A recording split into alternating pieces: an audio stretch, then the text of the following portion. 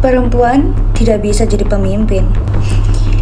Kalimat sederhana yang dampaknya justru paling besar. Dengan kalimat ini, banyak perempuan yang diragukan sebelum mereka diberikan sebuah kesempatan. Sebelumnya, perkenalkan, nama aku Brilliant Gusnia Devananda. Aku umur 20 tahun. Aku berdomisili di Yogyakarta. Dan aku dari Prodi Ilmu Komunikasi dari Fakultas Ekonomi dan Sosial di Universitas Amikom Yogyakarta. Dalam video ini, saya akan memaparkan pemahaman saya tentang kepemimpinan, pengalaman saya dalam berorganisasi, serta bagaimana kepemimpinan ini dapat dijalankan dalam kehidupan kita sehari-hari.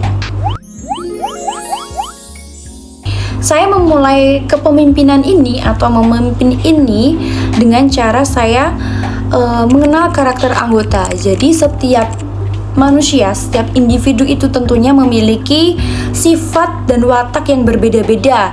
Dan karena hal itu, sebagai seorang pemimpin, kita harus bisa menyesuaikan atau bagaimana cara kita untuk mengkondisikan suasana pada saat seorang pemimpin itu juga harus mereka tuh menjaga komunikasi antar para anggotanya agar terjalin seperti keluarga sendiri dan bisa muncullah nyaman di saat pelatihan tersebut. Membangun komunikasi terbuka, misalnya setelah latihan saya juga membangun komunikasi ini dengan membuka untuk mereka berkonsultasi, juga saya membuka untuk bagaimana cara mereka ada saran dan arahan atau yang mereka kurang suka atau mereka ingin tanyakan seperti itu, dan menetapkan aturan agar setiap anggota memahami tanggung jawabnya. Nah, di sini tuh saya bertujuan untuk menerapkan kedisiplinan dari dalam diri mereka sendiri. Jadi saya sebagai seorang pemimpin itu tidak hanya semata-mata saya hanya ingin memimpin mereka, tapi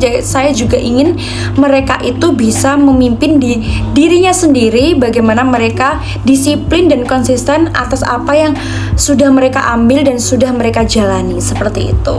Berbicara tentang pengalaman saya dalam sebagai seorang pemimpin itu, sejujurnya saya tidak memulai dengan memimpin orang lain, tapi saya memimpin diri saya sendiri. Karena bagi saya sebagai seorang pemimpin itu kita tentunya harus bisa memimpin diri kita sendiri seperti kedisiplinan, konsistensi, dan juga seperti cara kita untuk mengambil keputusan. Karena sebagai seorang pemimpin, kita tentunya juga harus bertanggung jawab dan bisa mengambil keputusan karena kita membimbing atau mengarahkan orang banyak. Saya pernah menjadi salah satu pemimpin pelatih tari. Yang kedua, saya sebagai pengurus organisasi seni. Dan yang ketiga yaitu penanggung jawab acara. Meskipun tidak spesifik menjadi seorang pemimpin, tapi ketiga hal ini sangat-sangat bisa mempengaruhi atau menonjolkan sifat kepemimpinan saya. Jadi pada tiga hal ini saya tentunya memiliki peran dan tanggung jawab yang harus saya jalani dengan konsisten, disiplin, dan tentunya harus dengan maksimal. Dan hal ini juga tentunya akan mengasah sifat kepemimpinan saya. Yang pertama ada sebagai pelatih tari.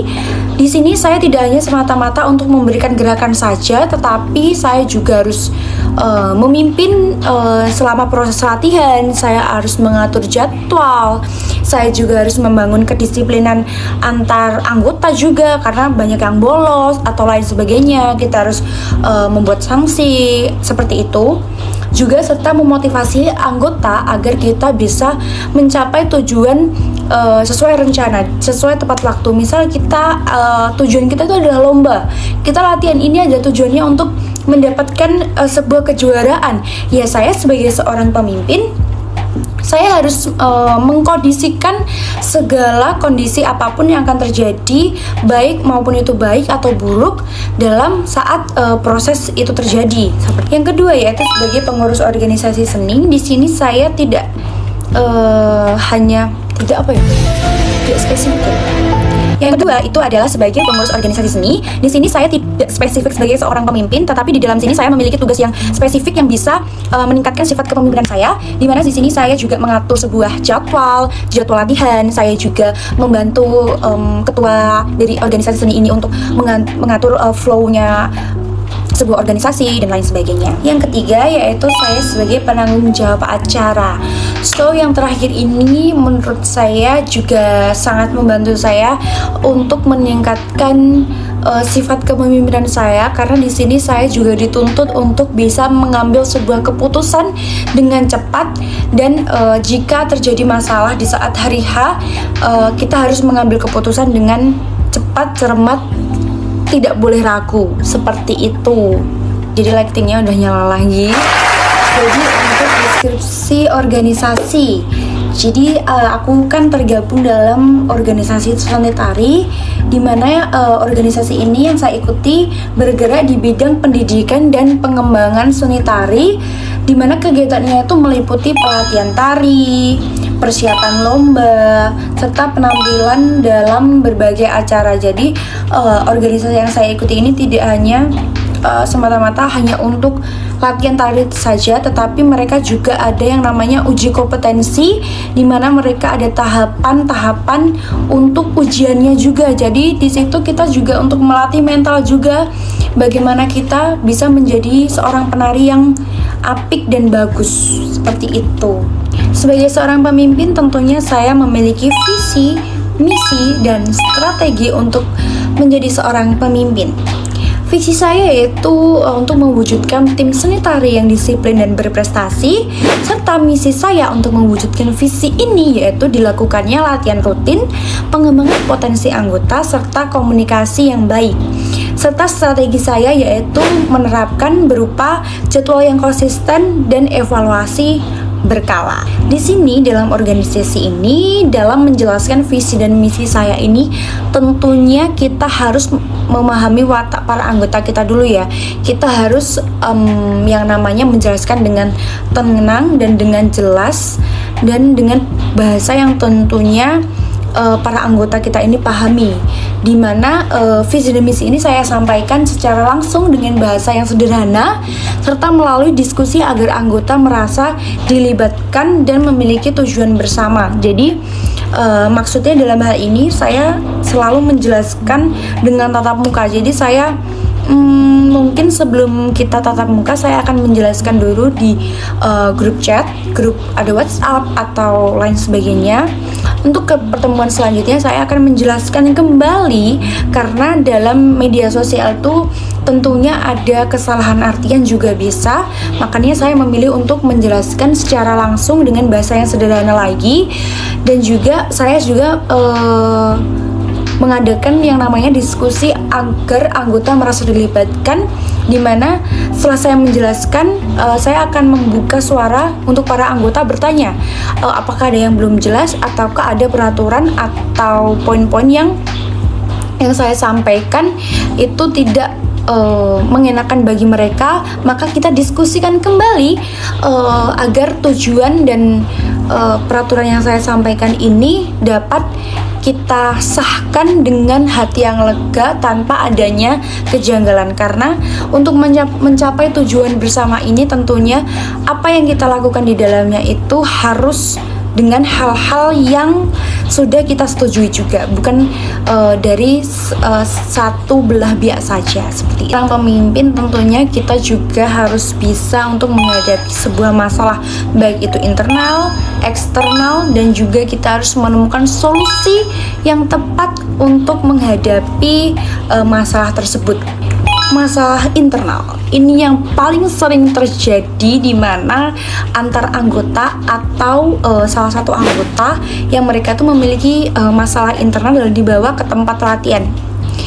Maka dari itu seringnya kita juga mendengar kata-kata, please lah teman-teman, kalau kita lagi di dalam latihan, tolong masalah internal kita kesampingkan terlebih dahulu, karena kita sedang di sini, ini adalah tempat kita, jadi masalah internal jangan dibawa ke tempat latihan.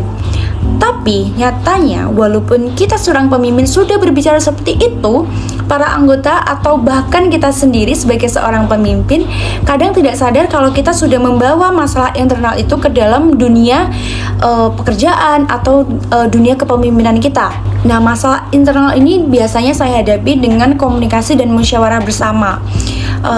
Biasanya saya akan menanyakan dulu kepada satu individu kenapa kejadian ini bisa terjadi, alasannya apa, dan saya cenderung tidak bertanya kepada satu belah pihak saja. Saya akan mengulik apa akar masalah ini, baru saya akan mencarikan solusi yang bisa saya berikan. Seperti masalah eksternal, biasanya hal ini kerap terjadi itu seperti telat datang, juga ada konsekuensinya, terus juga ada kecenderungan seperti keterbatasan waktu yang diselesaikan. Jadi misalnya jam latihan kita harusnya selesai jam segini, tapi molor jam segini kayak gitu. Nah, hal ini saya biasanya mencari solusi, yaitu penyesuaian jadwal dan juga solusi alternatif lainnya. Maka dari itu, sebagai seorang pemimpin kita haruslah bijaksana dan kita memiliki sifat tanggung jawab yang besar seperti itu.